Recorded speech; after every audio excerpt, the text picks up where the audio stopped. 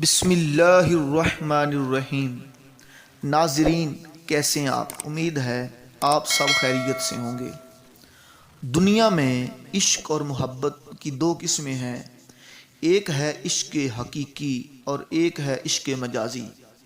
عشق حقیقی سے مراد اللہ اور اس کے رسول سے سچی محبت کی جائے، اور ایسی محبت کی جائے کہ اللہ اور اس کے رسول کی اتباع میں قرآن و سنت کے عین مطابق اپنی صورت اور سیرت کو ڈھال لیا جائے اور انسان کی ہر ادا سنت مصطفیٰ بن جائے کہ فدا اتنا میں ہو جاؤں تیری ذات عالی میں، فدا اتنا میں ہو جاؤں تیری ذات عالی میں، جو کوئی مجھے دیکھے اسے تیرا دیدار ہو جائے۔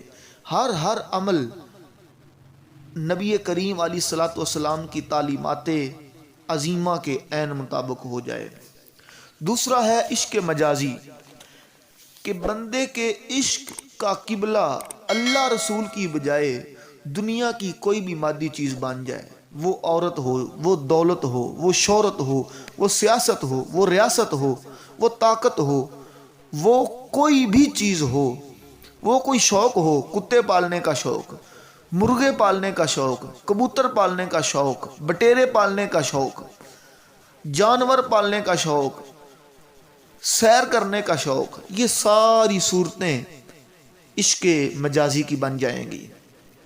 لیکن عشق مجازی میں کچھ لوگ اس حد تک گئے کہ دنیا کی عقل دنگ رہ گئی۔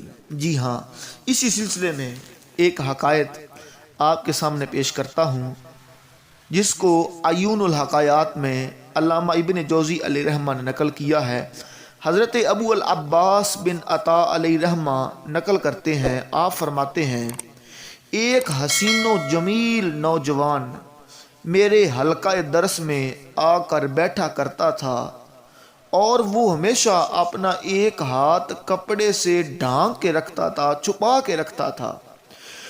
ایک دن خوب بارش ہوئی اور میرے اس حلقہ درس میں اس نوجوان کے علاوہ کوئی اور طالب العلم نہیں آیا۔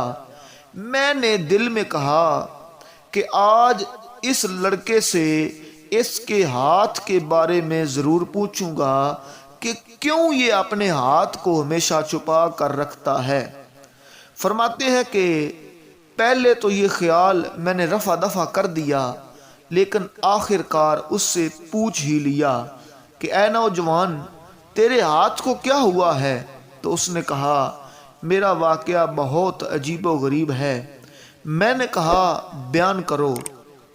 کہنے لگا حضور، میں فلاں بن فلاں ہوں، میرے والد نے انتقال کے بعد میرے لیے 30,000 سونے کے سکے چھوڑے تھے، میں ان سے کاروبار کرتا رہا، پیسہ کماتا رہا، پھر میں ایک لونڈی کی محبت میں گرفتار ہو گیا، اور اس لونڈی کو، اس کنیز کو میں نے 6,000 دینار میں خرید لیا۔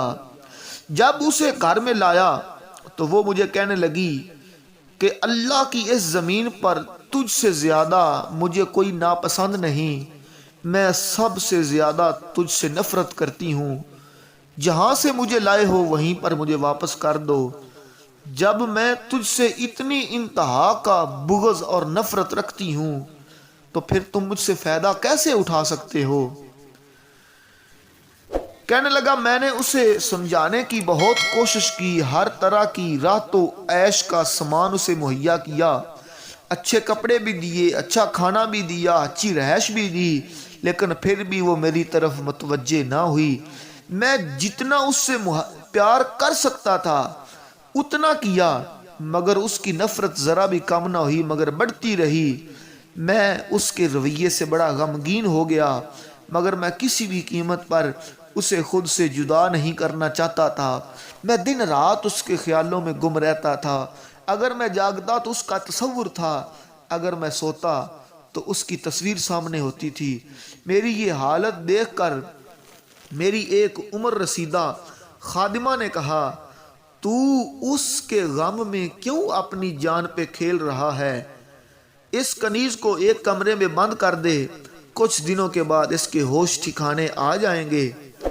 آخر میں نے اسے ایک علیحدہ کمرے میں بند کر دیا۔ اب اس کنیز کی حالت یہ تھی، وہ نہ تو کچھ کھاتی تھی نہ ہی پیتی تھی، بلکہ روتی رہتی تھی۔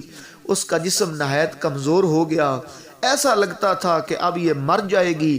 میں روزانہ اس کے پاس جا کر اسے خوش کرنے کی کوشش کرتا، لیکن وہ میری کسی بھی بات کا جواب نہیں دیتی تھی۔ 4 دن بعد میں نے کہا، اگر کوئی چیز کھانے کو جی چاہ رہا ہو تو بتاؤ، میں خود تمہیں کھلاتا ہوں۔ تو وہ کہنے لگی، ہاں، دلیا کھانے کو جی چاہتا ہے۔ میں اس کی یہ بات سن کے بہت خوش ہوا اور قسم کھائی کہ اپنے ہی ہاتھوں سے دلیا تیار کر کے تجھے کھلاؤں گا۔ چنانچہ میں نے آگ جلائی اور دیگچی میں پکانا شروع کر دیا اور اپنا ہاتھ اس دیگچی میں ڈالا۔ وہ کنیز میرے قریب آ کر بیٹھ گئی، اپنے غم، بیماری اور تکلیف کے بارے بتاتے ہوئے مجھ سے باتیں کرنے لگی۔ اس کی باتیں مجھے ایسی میٹھی لگیں، ایسی اس کی محبت اور میٹھی آواز میرے کانوں کو بھا گئی کہ میں اسی کی طرف متوجہ ہو گیا اور اسی کی باتیں سنتا رہا اور اپنا ہاتھ دیگچی سے باہر ہی نہیں نکالا، مجھے پتہ ہی نہیں چلا۔ اور آخر میری خادمہ آئی اور مجھے آواز دے کے کہا کہ اپنا ہاتھ اٹھا کر دیکھو۔ کہتے ہیں جب میں نے اپنا ہاتھ باہر نکالا تو وہ جل چکا تھا، وہ جل چکا تھا۔ ہاتھ میرا دیگچی کے اندر رہ کے جل چکا تھا، گل چکا تھا، لیکن اتنی شدت کی محبت میرے اوپر غالب تھی کہ مجھے ہاتھ کے جلنے تک کا اندازہ نہ ہوا۔ حضرت ابو العباس عطا رحمۃ اللہ تعالی علیہ فرمانے لگے کہ اس کی اتنی عجیب و غریب صورتحال اور اس کا واقعہ سن کر میں چیخ پڑا اور میں نے کہا، اللہ کے بندے، مخلوق کی محبت میں تیرا یہ حال ہو گیا، کاش اگر تو ایسی محبت اپنے خالق سے کرتا تو تیرے وارے نیارے ہو جاتے۔ کیوں؟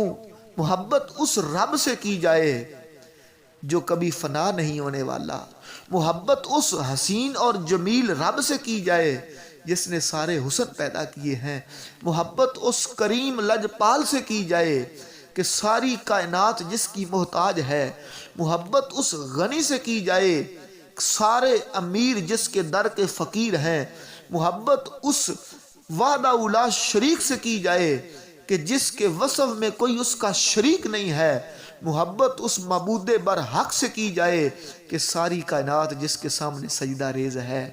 تو آج میں بھی نیت کرتا ہوں، آپ بھی نیت کر لیجئے، اپنی محبتوں، اپنی چاہتوں، اپنے پیار اور اپنے عشق کا قبلہ درست کرتے ہوئے اللہ اور اس کے سچے رسول سے محبت کی جائے، کیونکہ یہ وہ محبت ہے جو اصل ایمان ہے، اصل کامیابی ہے۔